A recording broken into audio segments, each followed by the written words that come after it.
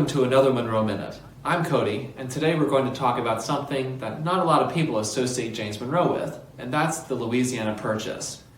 After Monroe's time as governor of Virginia, President Thomas Jefferson sent Monroe to France for a second time to assist Robert Livingston in negotiating something called the Louisiana Purchase. In financial troubles at the time, Monroe sold his china and furniture to raise funds, asked a neighbor to manage his properties, and sailed for France on March 8, 1803. So, what is the Louisiana Purchase, and why did Monroe need to travel to France?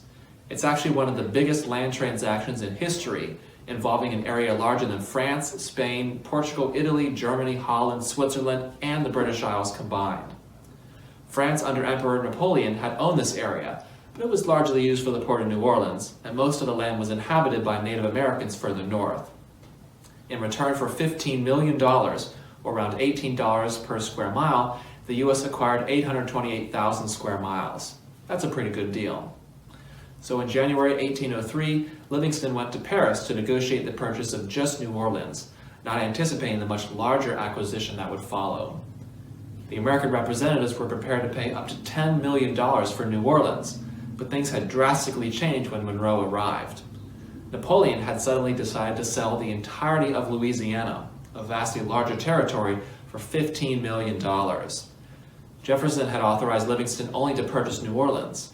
However, Livingston was certain that the United States would accept the offer.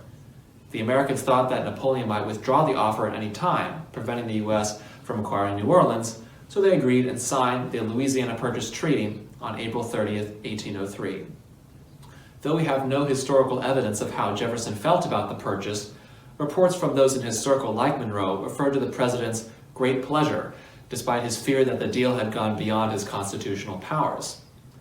After the treaty was signed, Monroe traveled to Spain in 1805 to try to win the cession of West Florida, but he did not succeed.